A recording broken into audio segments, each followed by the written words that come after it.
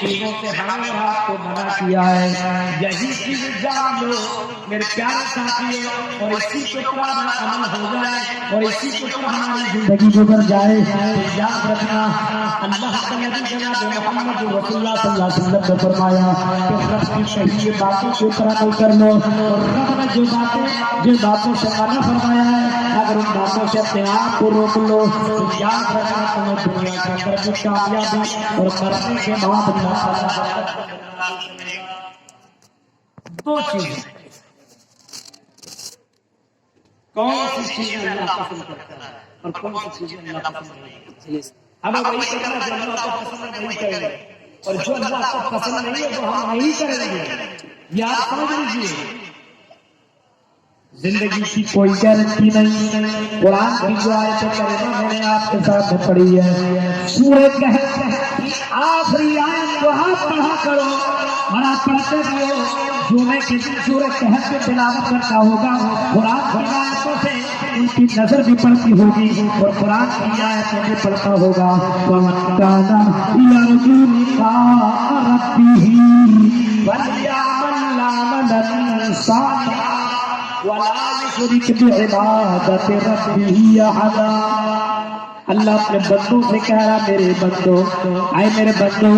زمین کے اندر بسنے والوں، کائنات میں رہنے والوں، اس جگت میں رہنے والوں سنو، وَمَن كَانَ يَرْجُو لِقَاءَ رَبِّهِ، جو اپنے رب سے ملاقات کی امید چاہتا ہے، جو جنت میں جانا چاہتا ہے، جو جہنم سے بچنا چاہتا ہے، جو عذاب قبر سے اپنے آپ کو بچانا چاہتا ہے، جو اللہ تعالیٰ سے ملاقات کی امید کرنا چاہتا ہے کہ میں اپنے رب سے ملاقات کروں گا، اپنے رب سے میں فیس ٹو فیس بات کروں گا، اپنے رب کے سامنے اپنا چہرہ لے کر کے جاؤں گا۔ فرمایا لقاء ربہ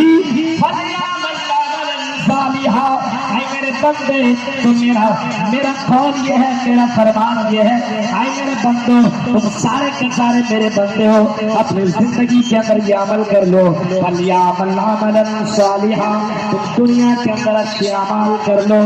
نیک اعمال کر لو، ولا یشرک بعبادۃ ربہ احدا، اچھے اعمال کر لو اور ایک کام مت کرنا، اچھے اعمال کرنے کے ساتھ ساتھ تم میرے ساتھ کسی کو بھی شریک مت کرنا۔ اچھے اعمال، اب اچھے اعمال کیا ہے؟ اچھے اعمال بہت سارے ہیں، بہت سارے اعمال ہیں، اس کو گنایا نہیں جا سکتا، سارے اعمال بہت سے اچھے اعمال، اچھے عمل بہت سارے اچھے اعمال ہیں،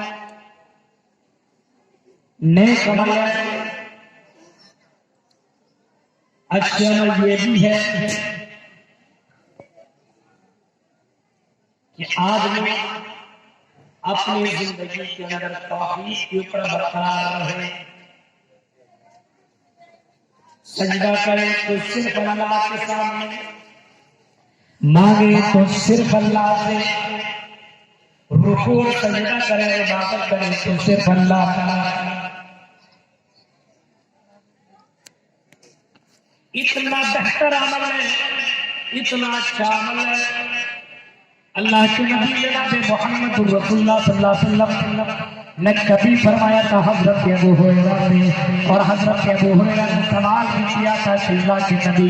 آپ ہمیں یہ بتائیے، اسعد الناس بشفاعت یوم القیامہ، کہ کل قیامت کے دن اے اللہ کے نبی آپ یہ بتائیے، آپ جب سفارش کریں گے تو آپ کے شفاعت کے مستحق کون کون لوگ بنیں گے؟ آپ کن لوگوں کی امام کائنات ذرا آپ بتائیے۔ امام کائنات نے اپنی زندگی میں فرمایا تھا، اے ابو ہریرہ مجھے گمان تھا اور مجھے معلوم تھا، اے ابو ہریرہ تیرے علاوہ یہ سوال کوئی دوسرا نہیں کرے گا۔ سوال کیا ہے، بخاری کے بھی الفاظ ہیں، مسلم کے بھی الفاظ ہیں، اگر تم نے یہ سوال کیا کہ کل قیامت کے دن میں کن لوگوں کے لیے جنت میں جانے کے لیے سفارش کروں گا، اے ابو ہریرہ اس بات کو تم ذہن کے اندر ڈال لو، اس آدمی کے لیے میں کل قیامت کے دن سفارش کروں گا